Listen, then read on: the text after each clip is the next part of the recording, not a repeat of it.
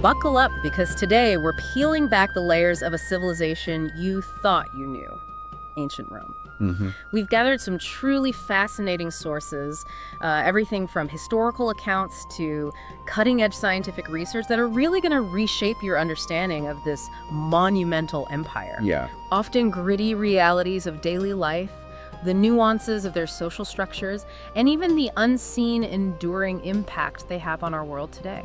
indeed. Prepare for some genuine aha moments, because we're about to uncover how ancient Rome continues to shape our present in ways you might never have considered. It's time to dig in. Let's do it. So, let's kick things off by stepping right into the daily grind of ancient Rome. Forget the marble temples for a moment, Right. and let's go straight to the backbone of the empire, its soldiers. Our sources, particularly research from university lecturer Guido Sala, really get into the specifics of their diet, and it's far more complex and ingenious than you might imagine. It absolutely is. I mean, consider the sheer logistical nightmare of maintaining a mobile army of hundreds of thousands of men across an empire that spanned continents. Sala's work details that each Roman soldier was provisioned with a fixed ration, around 30 kilograms per month. And here's the kicker. The 30 kilograms had to sustain both the soldier and their pack animals. That alone gives you a sense of the immense scale and, well, the meticulous planning required to fuel a conquering force for months, even years on end. And our sources point out a strong preference for one particular grain, wheat. Wheat was king. Sala's research explains why it was so much more common than barley. Apparently, it all boils down to processing. Exactly. Wheat is simply easier to mill because its husk separates cleanly, less work. Okay. Barley, on the other hand, is a stubborn grain. So it wasn't just about what was available, it was fundamentally about efficiency. How much effort did you want to put into your daily bread? Makes sense. Less effort, more fighting. Precisely. What's truly fascinating is how this preference for wheat even extended into disciplinary measures. For a Roman soldier who misbehaved, one of the punishments wasn't, say, a physical flogging necessarily, but a public demotion of their diet. They would receive barley. It underscored barley's lower status, given it was commonly used as animal feed. Wow. It was a clear, palpable demotion, a way to make them feel the sting of their transgression quite literally in their daily food. Imagine the psychological impact, being made to eat what amounts to animal fodder as a punishment. Wow, so food wasn't just fuel, it was a tool of control and a symbol of status. That's a level of psychological warfare I hadn't fully considered for ancient armies. It really was. But what did they do with all this wheat once they had it? Our sources tell us it was processed into various products. When legions were static, maybe in a more permanent camp, they'd set up small, portable ovens. Right, they could bake then. They certainly made bread, which is what most of us picture, but they also made a widely popular grain recipe called pulse. Yes, pulse was a staple. Think of it as a thick, hearty porridge. Porridge, okay. Made by grinding the grains with a hand mill and boiling them with water. It was quick, simple, and incredibly nutritious. But of course, during marches, well, preparing such dishes was incredibly difficult, if not impossible. Right, no time for cooking porridge on the move. Exactly. That's where Bishaladam came in. Our sources describe it as a type of hard, twice-baked biscuit made with very little water. Like hardtack. Sort of, yeah. Its primary advantage was its incredible durability. It remained fresh for a very long time and was easy to carry. This was essentially the Roman army's version of a modern-day power bar. A Roman power bar. That's brilliant. Compact, high energy, and long-lasting. Perfectly suited for soldiers on the move. And it wasn't just about carbohydrates, was it? A well-balanced Roman soldier's diet, according to Sala's research, included a healthy mix of carbs, fats, and proteins. Definitely. Meat was a regular feature, typically around 327 grams per soldier per day, roughly. Okay. Sheep and pork were the most common. Beef, surprisingly, less popular. But the undisputed champion for long journeys was salted meat, especially bacon, highly prized for its incredible durability. Bacon, of course. Some things never change. Right. And the need for preservation truly dictated much of their diet. Take cheese, for example. Yeah. Our sources note that it was also heavily salted to prevent spoilage. Pecorino, a very salty, dry sheep's cheese, being a common example. So salty. Very salty. It suggests the Romans had a strong tolerance, maybe even a preference, for intensely salty flavors, a practicality born directly from their need to keep food from spoiling during long campaigns or in storage. It just highlights how survival and efficiency shaped their culinary norms. Beyond solid food, soldiers received olive oil and salt as essential flavor enhancers for their meals, and then there were the drinks. While wine wasn't directly supplied by the army, it was a common drink for legions. After all, as the source says, a legion couldn't win a battle purely by drinking water, could it? But the two most common other drinks were Posca and Laura. Okay, what were those? Posca was particularly popular mainly due to its high acidity. It was essentially vinegar mixed with a minimal amount of alcohol. Vinegar drink. Yeah, sounds odd, but it made it remarkably durable and apparently quite refreshing, which was vital in hot climates and during strenuous activity. And Laura was another practical choice, a light wine made from grape skins, also known for its long shelf life. So functional drinks. Exactly. Yeah. These weren't luxury beverages, they were functional drinks.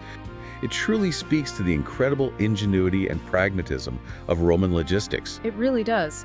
Imagine the strategic genius required to feed an army on the move for months, even years, across such a vast empire. It's mind-boggling. This wasn't just about supplying calories, it was about ensuring complete nutrition, mastering preservation techniques in an age without refrigeration, and even using food as a tool for discipline. It shows us, unequivocally, how logistics and daily sustenance were absolutely fundamental to the very existence, expansion, and enduring power of the Roman Empire. It's a testament to their administrative and organizational brilliance. Absolutely. It's the stuff you don't always think about.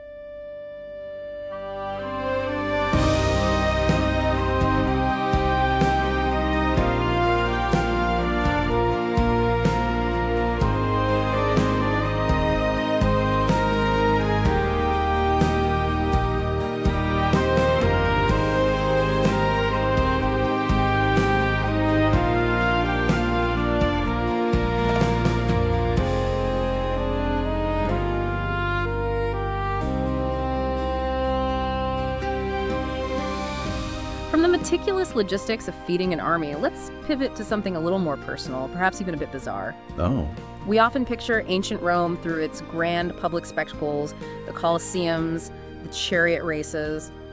But our sources reveal a fascinating, more intimate side of Roman life, the surprising world of their pets. Yes, the concept of keeping companion animals is far from a modern invention. Our sources highlight that in ancient Rome, animals of all kinds were present. We're talking everything from apparently toothless lions to remarkably overweight snakes. It showcases a much broader range of domestic companions than we might typically imagine. Wow. Animals weren't just decorative. They held significant symbolic and religious importance for the Romans, deeply interwoven into their cultural fabric. Right, like the legendary Capitoline wolf who supposedly suckled Romulus and Remus, a foundational myth for Rome itself. Exactly. And Romans frequently linked specific animals to their gods. The wise owl to Minerva, the fierce wolf and swift stag to Mars, the hunting dog to Diana. So animals weren't just in their homes, they were deeply embedded in their religious rituals, and of course prominently featured in the spectacular gladiatorial games. True.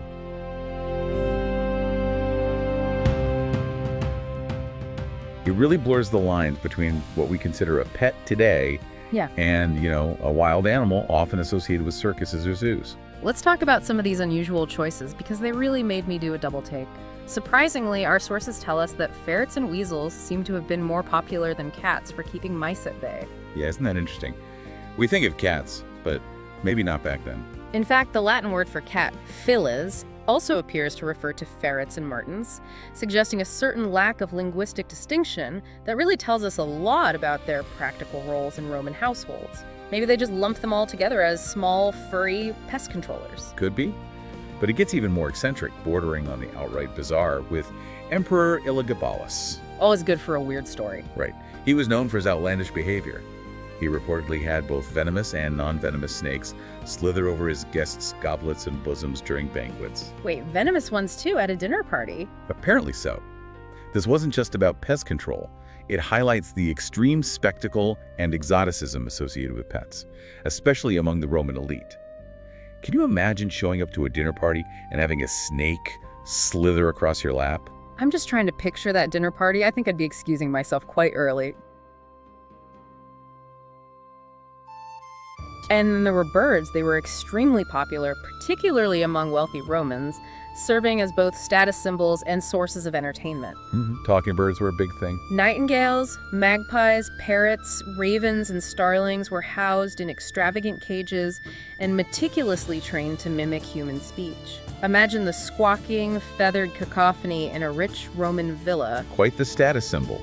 And while certainly not for every Roman, some truly pushed the boundaries of exotic pet ownership. Yeah. During feasts and banquets, these wild animals would lie on the benches right next to guests. Elagabalus had actually had their teeth and claws removed.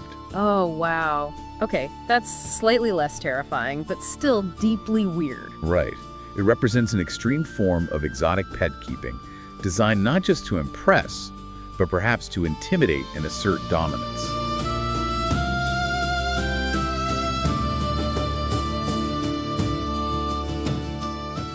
And then there were the more common yet still intriguing choices.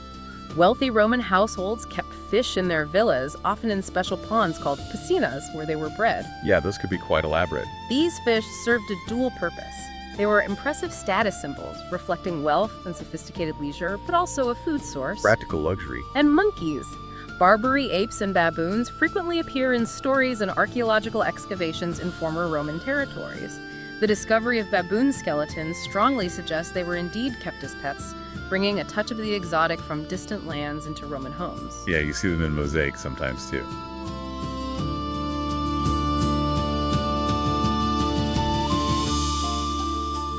But perhaps the most universally beloved Roman pet, much like today, was the dog. Wealthy Romans imported Maltese catulus, which resemble our modern Maltese terriers, hinting at a preference for small, companionable breeds. Lapdogs, essentially. Yuri. Larger dogs, of course, were used for guarding property, fulfilling a more practical role. But what truly shows their deep devotion, however, is that some Romans were so fond of their canine companions that they even received gravestones upon their death. Isn't that something? A dog buried with its own headstone. That's a deep emotional bond, truly timeless in its nature. It's just so fascinating how the concept of pets has both evolved and, at its core, remained so strikingly similar over millennia. It makes you realize how some fundamental human needs and desires are truly universal and timeless. It really does.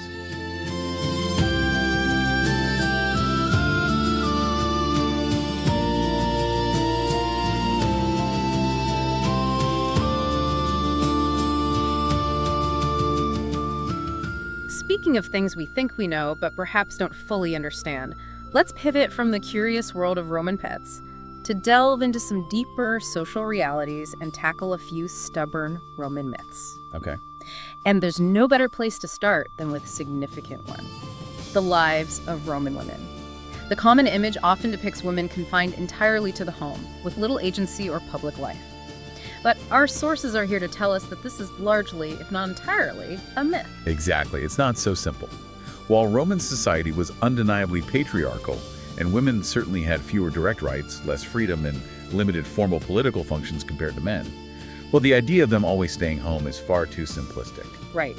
Our sources reveal a much more nuanced and dynamic picture. Some Roman women, for instance, were incredibly wealthy property owners. Oh, yeah. We hear of figures like Julia Felix, who owned an entire estate and baths in Pompeii before its tragic destruction in 79 AD. This alone demonstrates that women could hold significant economic power and manage substantial assets. So not just stuck indoors weaving. Not necessarily, no. And it wasn't just about wealth. Roman women also exerted considerable political influence, often indirectly, but powerfully, as did the wives, sisters, and daughters of emperors and senators. The power behind the throne sort of thing? Sometimes, yeah. They were part of the inner circle, privy to crucial conversations, and often able to sway opinions or facilitate alliances. But there's also direct action.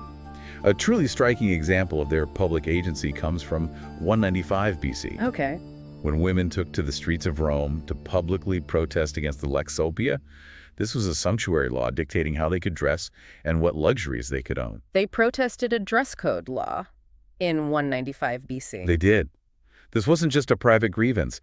It was a highly visible, organized public protest, demonstrating their collective power and ability to push back against perceived injustices.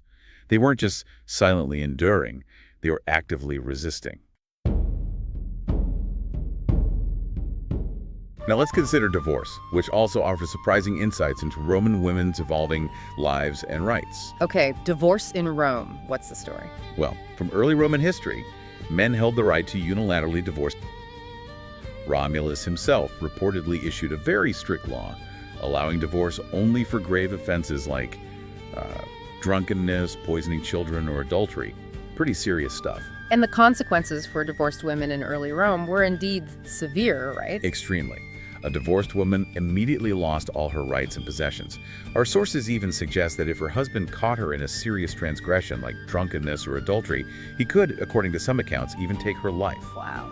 However, for other reasons not among those grave offenses, half his property would go to the woman and the other half would be forfeited to the goddess Demeter as a penalty. So there were some checks, albeit extreme ones, even then discouraging arbitrary divorce. But over the centuries, divorce norms began to shift quite dramatically, particularly from the beginning of the 2nd century BC. Divorces became much more frequent, especially with the rise of sign manu marriages. The sign manu, what's that? It means without the hand. In this type of marriage, the woman remained legally under her father's authority and didn't pass into her husband's ownership, his hand. Okay. So what did that change? This seemingly subtle legal shift had profound implications. It allowed her to retain her private property and, crucially for the first time, to initiate divorce herself. It was a major step towards greater female agency and autonomy within marriage. And the reasons for divorce became increasingly varied and legitimate over time, moving beyond just grave moral failings. Yes, texts like the 5th century Codex Theodosianus document a wider range of grounds, including various moral transgressions. For men, grounds for divorce could include a wife, gambling, visiting prostitutes, or even if she was abused by her husband, surprisingly. Other valid grounds included poor health, mental illness, or long absence. Sometimes, even high birth could be a reason. It paints a picture of marriage becoming more dissolvable for practical or social reasons, not just extreme moral failings. Divorce could simply occur by communis consensu, or mutual consent, and marriages and divorces were also very often intertwined with politics and power. Our sources give the example of Pompey the Great, who strategically divorced his wife to marry Aemilia, the stepdaughter of dictator Lucius Cornelius Sulla, specifically to forge a desired alliance between two prominent families. This highlights how personal relationships, even marriages, were often tools in the larger political game of elite Roman society. Despite this increasing fluidity, Emperor Augustus later attempted to restrict the freedom to divorce, introducing penalties for breaking marriages. He tried, yeah. Promote family values and all that. But even his reforms didn't entirely halt the trend. Not really, no. During the imperial period, divorces among the Roman elite remained incredibly common, even for seemingly trivial reasons, especially within the emperor's own families. Early emperors like Augustus, Tiberius, Caligula, Claudius, and Nero were actually satirized by contemporary writers for how easily men divorced their wives, sometimes simply because they grew old. Just because they got old. Wow, that's harsh. Tells you something about the times. And the process itself was surprisingly simple, almost what we might call a flash divorce today. Flash divorce. For a woman to be divorced, a man needed only to say, "Pack your things and disappear." That's it. Pretty much. In the 1st century BC, it was customary for a freed woman to simply leave the marital home by announcing that the marriage was over. There wasn't a complex legal procedure, which made it far more accessible, even if socially frowned upon in some cases. And speaking of that social disapproval, women who divorced multiple times often faced harsh criticism from society, even if legally permitted. Absolutely. The poet Martial, for instance, famously wrote an epigram comparing a woman who remarried frequently to an ordinary prostitute. Oof. Yeah. It shows a clear societal disapproval and double standard, despite the legal ease of divorce. So while the laws might have evolved to grant more agency, societal judgment could still be quite severe and restrictive for women. It's a powerful reminder that history is rarely as simple as we've been told. Very true. Always more layers. And that leads us perfectly into our next segment, because just like the lives of Roman women, many other widely held beliefs about ancient Rome are, in fact, just that. Myths. Ah, myth-busting time. Love it. Let's start with a cinematic favorite, one that most people probably picture in vivid detail. The idea that gladiators always fought to the death. Yeah, gladiator, right. Thumbs down, dead. Exactly. Contrary to popular films, our sources, citing historian Garrett Ryan, state that only about 1 in 5 gladiators actually died in combat. 1 in 5. That's way lower than I thought. Yeah, it's a huge shift from what most of us picture. But it makes sense when you consider the economics. A dead gladiator was a significant financial loss for the lanista, the person who owned and rented them out. Right, they were expensive investments. Very. Now, every fight certainly carried a substantial risk of serious injury and subsequent deadly infections. It was far from safe. But the primary purpose was entertainment, not necessarily always a fatal conclusion. More like a high-stakes, dangerous sporting event than a guaranteed death match. Okay, myth 1 busted. What else? So let's move on to something visual, something that completely changes how we perceive Roman art. The idea that Roman statues were white. Yeah, the classic white marble look. When we picture ancient Roman statues, we almost instinctively imagine smooth, pristine white marble, gleaming under the Mediterranean sun. But their colorless appearance today is purely due to the relentless passage of time and the elements. The Roman Empire was, in fact, incredibly colorful. Artists meticulously painted marble statues with various layers of vibrant pigments, adding intricate details, even realistic skin tones and clothing patterns. Over the centuries, these delicate pigments have simply faded and flaked away, leading to the misleading impression of a stark white antiquity. So, next time you see a white Roman statue, imagine it bursting with color. Mind blown. Okay, that changes everything. Next myth. All right, here's one that's ingrained in popular culture, a story often used to define a cruel emperor. Nero played the fiddle while Rome burned. The classic image. Emperor Nero, who reigned from 54 to 68 AD, is certainly one of history's most infamous emperors. But this particular myth is a blatant anachronism. Our sources point out that the fiddle, or violin as we know it, is a medieval instrument. So, while he might have been musically inclined or even tragically indifferent to the suffering, he certainly wasn't playing a violin. It's demonstrably false and a powerful example of how historical inaccuracies become popular legend. Okay, what else? And finally, a big one that often stumps people and redefines a pivotal moment in history. The idea that Rome fell in 476 AD. Yeah, that's the date everyone learns, right? 476 AD, end of the Roman Empire. It's the date usually given for the Western Roman Empire's fall. According to popular belief, the fall of the Roman Empire occurred then, but our sources clarify that technically this event did not mark the end of the entire Roman Empire. It's a common misconception. How so? Well, back in 330 AD, the Roman Empire had already formally split into 2 distinct parts, the Western Roman Empire and the Eastern Roman Empire. Okay, West and East. While the Western Roman Empire indeed fell in 476 AD, the Eastern Roman Empire, also known as the Byzantine Empire, with its capital in Constantinople, Right, Byzantium. continued to exist for another 1,000 years, until 1453 AD. Another 1,000 years. Yep. These myths are so deeply ingrained in our popular culture, often perpetuated through film, literature, and even casual conversation. They really are. It's a powerful reminder that history is not a static, settled narrative. It's constantly being reevaluated and re-understood with new evidence and perspectives. It highlights the crucial importance of critical thinking when consuming historical narratives, urging us to question what we know and delve deeper into the sources. It's a continuous process of discovery. Absolutely. Always question the common story.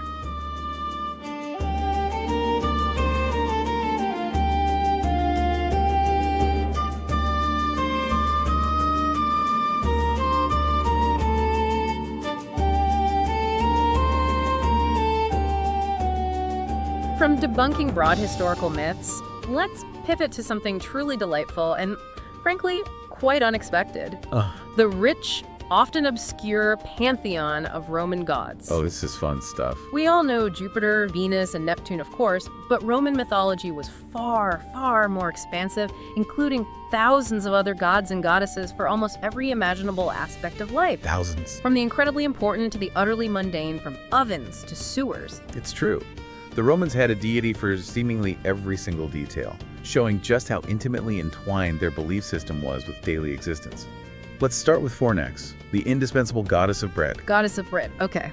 For anyone who has ever attempted to bake sourdough, or even just a simple loaf, you know the challenges involved in getting it just right. The dough, the temperature, the crust. Oh yeah, the struggle is real. Right.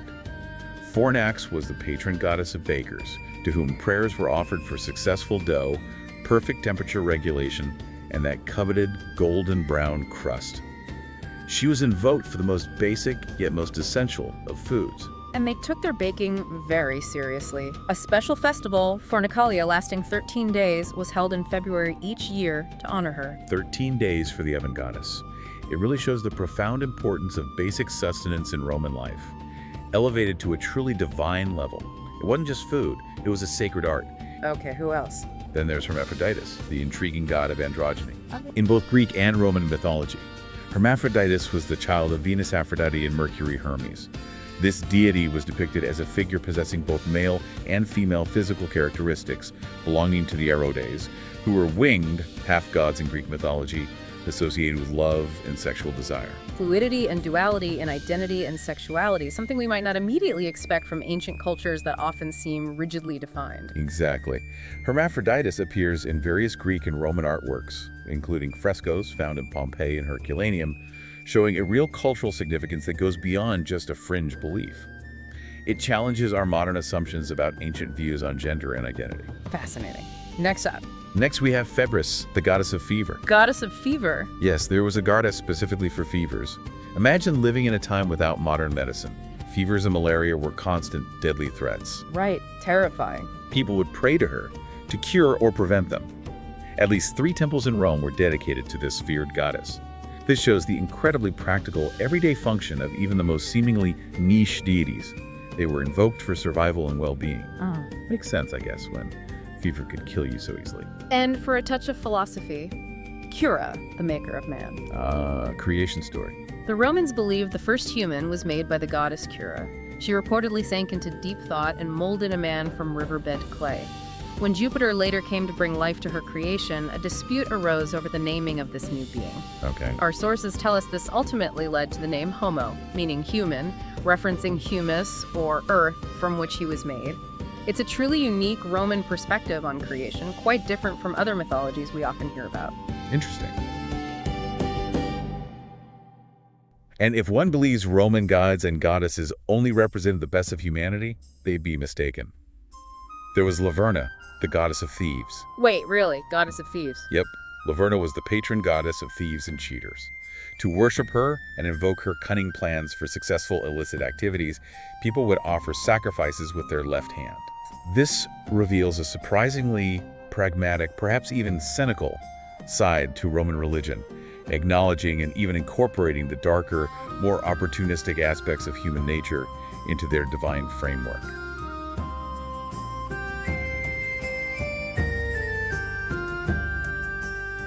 And for something a little sweeter, literally, Malona, the sweet honey saint. Honey, okay. According to the theologian and philosopher Augustine of Hippo, there was a goddess for bees, honey, and beekeeping. Malona, sometimes called Malonia, was described as the important and powerful goddess concerning bees. She provided and protected the sweetness of honey. This highlights the vital economic and practical importance of agriculture and resources like honey in Roman society, showing how deeply ingrained their agricultural practices were with their spirituality. And finally, perhaps the most surprising example of Roman practicality elevated to the divine. Here we go. Cloacina, the divine toilet attendant. No! That's serious. Yes. While some Roman gods served a general purpose, Cloacina had a very specific, almost unbelievably pragmatic role. She was the main goddess of the Roman sewage system, the Cloaca Maxima, a marvel of ancient engineering. A goddess for the sewers. I mean, wow.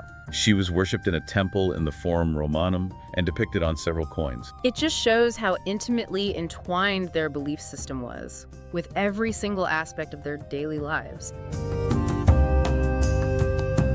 And now, where the echoes of ancient Rome really resonate today, how Rome's enduring influence continues to shape our world and some of the hidden long-term costs of its advancements. Right, the long shadow. We're going to explore a phenomenon in social sciences called path dependence, the idea that past events significantly influence future developments, sometimes for millennia. This is where it gets really interesting because the implications are profound. Professor and lead researcher Martin Obshanka from the University of Amsterdam, along with a team from the University of Jena, applied this phenomenon to the former borders of the Roman Empire, specifically in Germany and the Netherlands. They wanted to see if the ancient limes, the Roman frontier, still had an observable impact on contemporary society. And what they found is truly surprising, isn't it? Astonishing, really. Obshanka's team discovered that people living within a 25-kilometer radius of the former Roman limes, are statistically happier and healthier today than those living outside this zone. Happier and healthier, because they live near an ancient border. That's what the data suggests. In Germany, this effect extends even further south. It's not just a minor statistical anomaly, it suggests a profound, persistent influence of Roman historical presence thousands of years later. So it's not just because the land is better or something. It doesn't look like it. This strongly suggests a deep, persistent influence of Roman historical presence, rather than simple correlation. Upshanka attributes this to what he calls the human ability to carry forward cultural and economic progress for generations and develop it. So, the Limes, which marked a clear border between one of history's most advanced and influential civilizations, the Roman Empire, and the relatively less developed Germanic tribes, appears to have left a permanent mark. Yeah, the idea is that the Roman occupation left a significant and lasting economic legacy, which, remarkably, translates into happier people in these regions today. But it's crucial to add some nuance here, and our sources provide a valuable critique from archaeologist Jasper de Bruin from the Leiden Rijksmuseum, who was not involved in this study. Okay, what's the counterpoint? Well, while de Bruin acknowledges the findings, he cautions against a direct, singular correlation. He points out that the Roman occupation certainly had its negative aspects, too. Right, it wasn't all progress and happiness. No. He suggests that while the authors recognize negative sides, the research might tend to portray the Roman region as a civilized area compared to barbarian areas outside, which can be an oversimplification. Okay. De Bruin emphasizes that reality is always complex, and it's too simplistic to attribute all current differences solely to the past. He believes it's highly likely that other factors also contributed to the well-being differences, and that the Romans also caused great misery during their expansion and occupation. Right. He notes that the research primarily focuses on positive effects, urging us to remember the full, complex picture of Roman influence, not just the beneficial legacies. It's a really important reminder that history is never one-sided.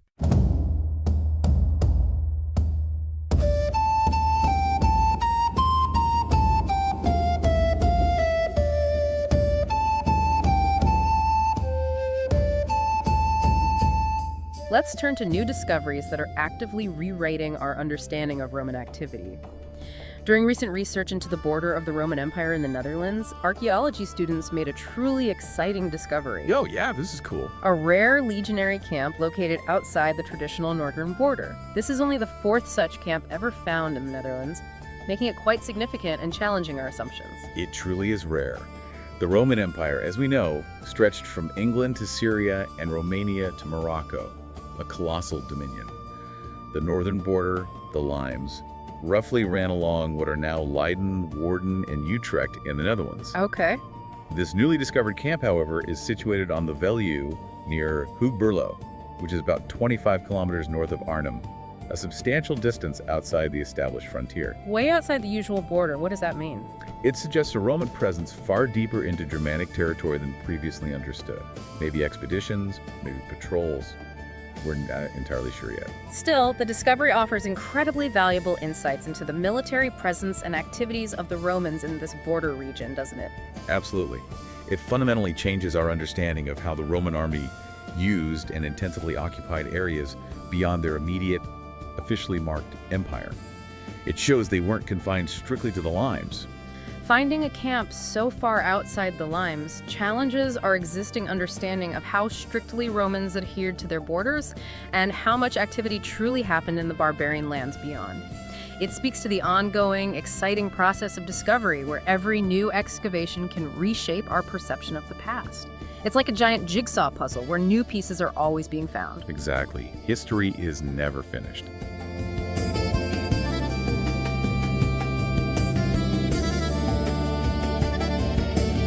And now, let's wrap up with perhaps the most surprising and sobering aspect of Rome's legacy, one that reaches across millennia and profoundly impacts human health: the silent threat of lead pollution. Yeah, this one is concerning. New research suggests that industrial emissions in the Roman Empire led to widespread lead pollution, which shockingly resulted in a lower average IQ across the entire European population. This is a powerful, almost haunting connection to the past, reminding us that even ancient industry had environmental consequences we're still detecting. We know today how incredibly harmful lead can be. Even small amounts can have lasting cognitive effects, especially in children. For adults, high exposure is linked to infertility, memory loss, cardiovascular issues, cancer, reduced immune response, and significant cognitive decline. Yeah, it's nasty stuff. The fact that this was happening largely unrecognized millennia ago is truly profound and speaks to an unforeseen cost of their advancement. How did researchers figure this out from so long ago? It's amazing, really. This study, published in the prestigious Proceedings of the National Academy of Sciences, used an incredible method: ice core archaeology. Ice cores. Yeah, they analyzed ice core samples from Greenland and Antarctica. These thick layers of ice are thousands of years old and contain trapped air bubbles and chemical traces, essentially preserving valuable information about past industrial activities and even volcanic eruptions. It acts like an atmospheric time capsule. Like a time capsule in ice. Wow, what did they find? And the findings from these ice cores were undeniable. Analysis of 3 different ice cores showed relatively high lead pollution in the atmosphere during the Roman Empire, specifically from about 500 BC to 600 AD. What's particularly striking is that the pollution was especially high during the Pax Romana. During the Roman peace, the Golden Age. Exactly, the 2-century-long peaceful period of the Roman Empire. This indicates that a significant amount of lead was being released into the environment precisely during what was often considered Rome's peak, a time of prosperity and expansion. So what was the primary cause of all this lead? Where was it coming from? Our sources point primarily to the extraction and burning of galena, a lead-containing silver ore. Silver mining. Yeah. The Roman economy, particularly its currency and luxury goods, relied heavily on silver. The process was incredibly inefficient and dirty by modern standards. For every gram of silver extracted, a staggering 20 kilograms of lead were produced as byproduct, a large part of which was released directly into the atmosphere. It highlights the immense hidden environmental and health cost of Roman luxury and the very foundation of their currency system. And the human cost was significant. They calculated an effect on IQ. They did. The research team calculated that the sheer amount of lead in the atmosphere during that period would likely have lowered the average IQ of the European population by at least 2 to 3 points. 2 to 3 IQ points across the population. That's significant. It is. And Nathan Chelman, a co-researcher, notes that while 2-3 points might not seem like much on its own, it represents just one of the many insidious effects lead had. The research focused on cognitive decline because it could be quantified from the atmospheric data. Right. But lead, of course, caused many other forms of harm, impacting overall health and potentially even societal development in ways we can only begin to speculate on. This raises an incredibly important and rather chilling question for us listening today. What were the invisible long-term costs of Roman advancement? This isn't just a historical curiosity. It's a powerful lesson in how industrial activity, even millennia ago, could have a profound and lasting impact on public health and cognitive development across entire populations. It makes you wonder deeply about the unforeseen consequences of our own innovations today, doesn't it? It absolutely does. What will our environmental footprint or societal structures reveal about us? Thank you for joining us on this incredible journey. Thanks for listening.